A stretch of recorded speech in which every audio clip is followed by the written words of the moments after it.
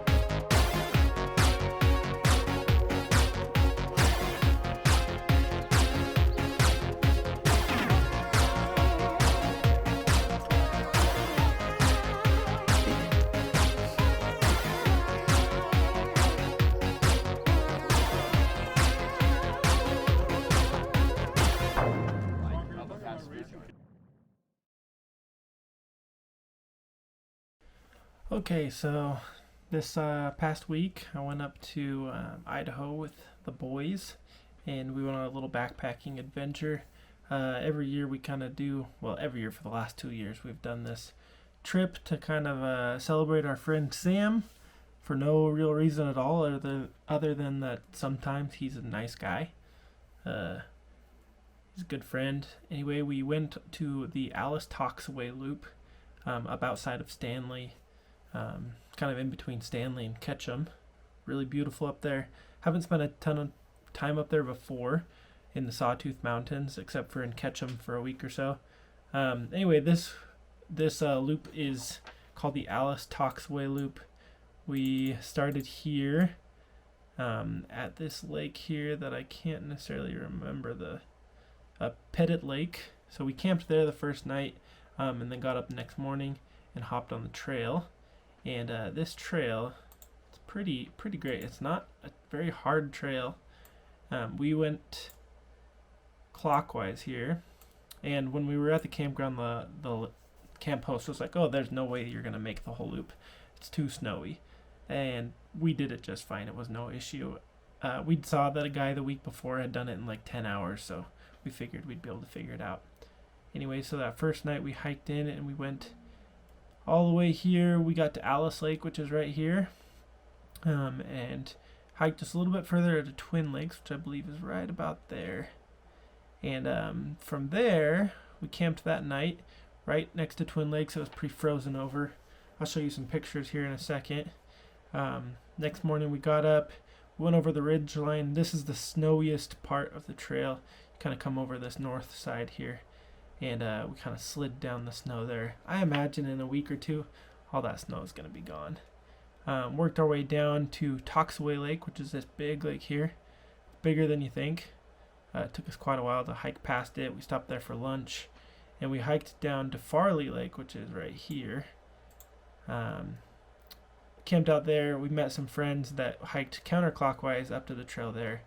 And then next morning, we got up and hiked our way out. The trail's not that bad. There's a lot of water running down the streams right now just because all the snow is melting. So that's something to keep in mind. We kind of avoided a couple of crossings and just kind of hiked through the woods to avoid, going through raging water, especially with the dog. My dog did great on the trail. It's definitely a doable trail for dogs. Up until July 1st, dogs are allowed to be off leash, which was really great. To let her just kind of roam around. I know since it gets so busy, it's probably a good idea to keep the dogs on leash after that July 1st date, because it's just going to get slammed up there with how many people come in there. This was the perfect time of year to do it. The trail or the trailhead campground opened in June 1st, so it made it, we were there like June 5th or 6th, So there's no one up there yet. It was pretty great. We didn't pass too many people on the trail, just a few hikers here and there. And we ran into one other couple that was trying to do the whole loop. I don't know if they finished it or if they had to turn around. They kind of got a late start in the day coming over that north summit. Anyway, let's show you some pictures here. So this here, this lake is, this is Alice Lake. This is El Capitan, which is kind of a prominent peak there that you can see, and then all around here you're kind of enclosed by a bunch of peaks. It's really cool. See if I can get out of this. There we go.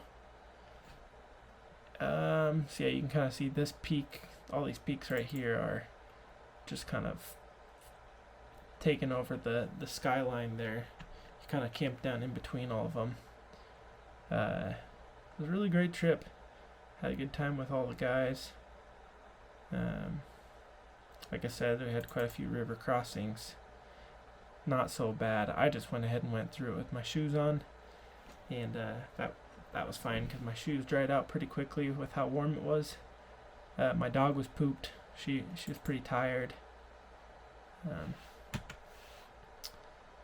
Let's see. Here's kind of the snow we had to go through. Had to come down all of this snow, which again wasn't so bad. So I can find where we camped. That first night we camped here at Twin Lakes. See how it's pretty frozen over still. Just like a few hundred feet down elevation from this was Alice Lake, and there was no snow and no ice in it. I still took a dip in this. There's a couple little pools you could dip in, so that was kind of fun. This was our first night camping there, and then our second night we went a little further and camped by Farley Lake, and this was kind of our campground here. We just camped out on a little bluff above the water. Good place to chill out away from the wind. So that was all good. And then yeah, we camped there that night and then hiked out and got back to the parking lot and drove home. It was about a 6-hour drive for us from Salt Lake City. It wasn't too bad. A little far from my liking, but you know, every once in a while a drive doesn't hurt. Anyway, if you have any questions about the loop and the hike and kind of where we were at, how long it was, how hard it was, just shoot me a question in the comment section and I'll respond as quickly as I can. Hope you guys enjoyed this video, and let me know if you have any questions about it. See you later.